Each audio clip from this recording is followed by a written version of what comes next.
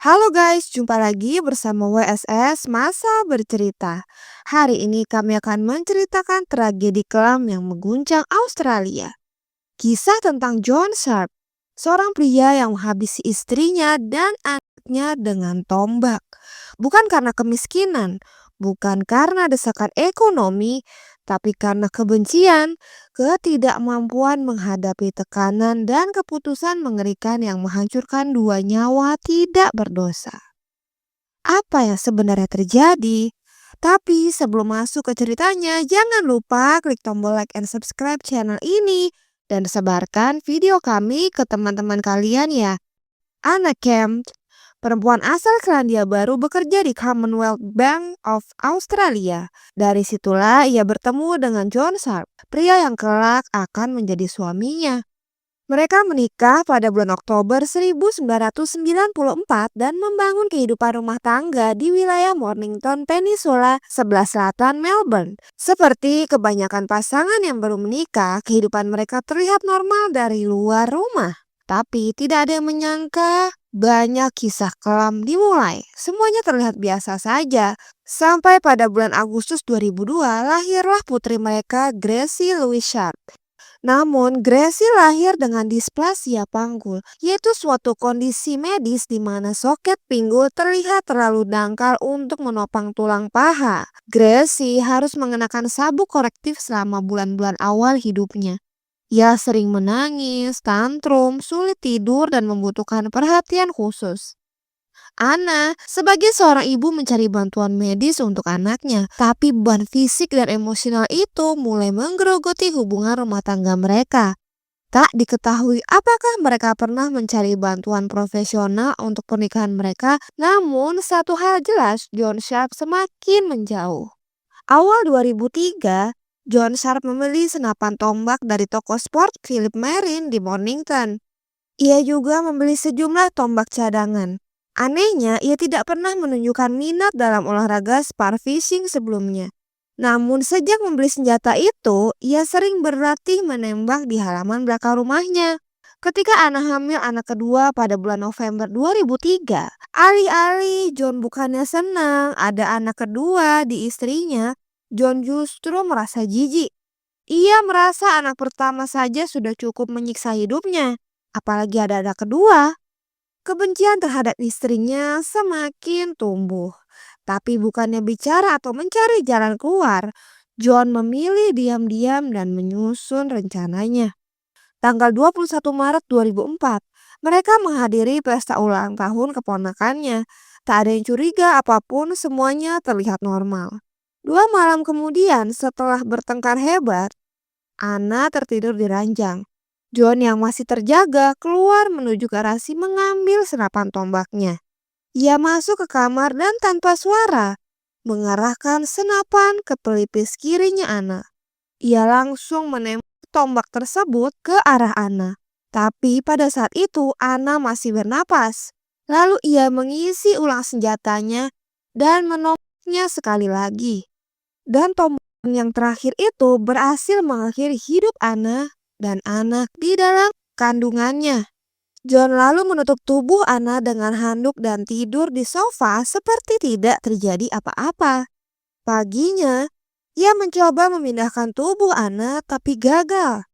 John melepas baut tombak dari kepala Anna lalu membawa Gracie ke tempat penitipan anak. Di rumah John didatangi oleh teknisi TV yang datang untuk memperbaiki televisinya. Namun pada hari itu dia ditolak masuk. John akhirnya menguburkan jenazah Anna di halaman belakang malam itu. Selama beberapa hari berikutnya, John membeli lagi tombak dari toko yang sama. Ia juga mulai menyusun narasi kebohongan. Mengatakan kepada tempat penitipan anak bahwa Anna telah meninggalkannya pergi begitu saja. Kepada ibu Anna di Selandia Baru, ia mengarang cerita bahwa Anna kabur dengan pria lain. Sampai pada tanggal 27 Maret pada malam hari, John menidurkan Gracie.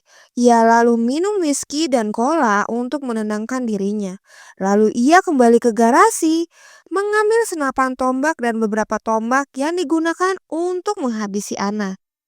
Seperti sebelumnya, ia mengarahkan senapan ke kepala Gracie yang sedang tidur dan dia setega-teganya itu menembak kepalanya Gracie dengan tombaknya.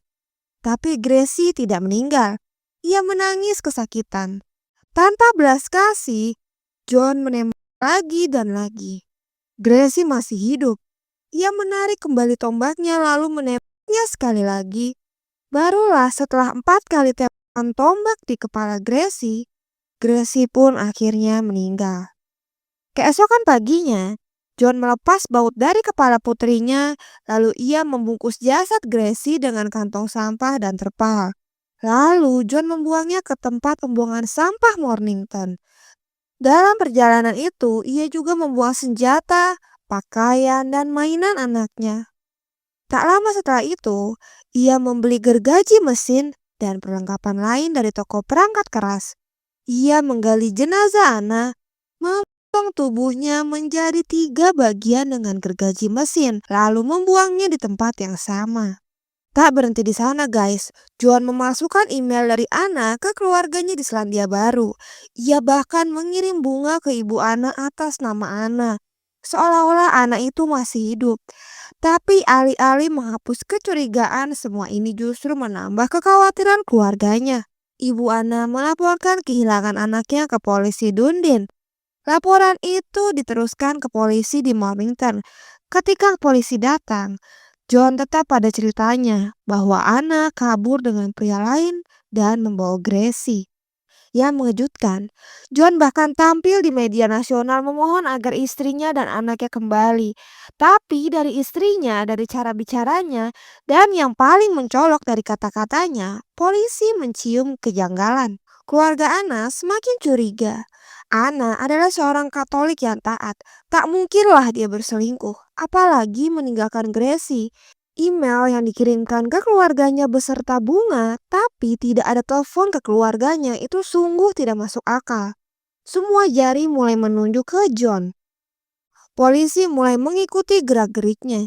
Mereka melihatnya mengambil ponsel dan kartu ATM milik Anna dari toilet umum di Mornington yang ia sembunyikan sendiri.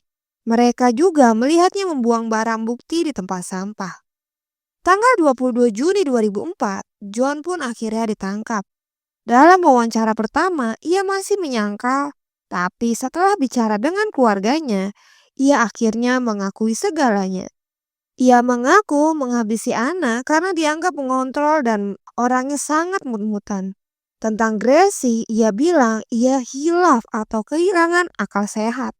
Pada akhirnya, John Sharp dijatuhi 2 hukuman penjara seumur hidup tanpa kemungkinan pembebasan selama 34 tahun. Polisi menghabiskan waktu berminggu-minggu untuk menggali di tempat pembuangan sampah hingga akhirnya menemukan jenazah Anna dan Gracie. Mereka dimakamkan di Green Park Cemetery, Dundee dengan nama camp, nama gadis Anna. Di batu nisan tertulis pula nama anak yang belum sempat lahir, yaitu Francis. Ini bukan sekedar kisah kriminal, ini kisah kegagalan seorang manusia untuk mencari pertolongan. Ini tentang bagaimana tekanan hidup bisa berubah menjadi tragedi ketika tidak dihadapi dengan jujur dan terbuka. Anak Kemp, Gracie Louise, dan bayi yang tak sempat melihat dunia. Mereka semua adalah korban dari kebencian dan egoisme seorang pria yang tidak tahu cara mencintai keluarganya. Semoga kisah ini menjadi peringatan dan pelajaran. Terima kasih yang sudah menonton kasus ini. Mohon maaf jika ada kesalahan dalam penyebutan nama baik korban atau tersangka. Sampai jumpa di kasus selanjutnya.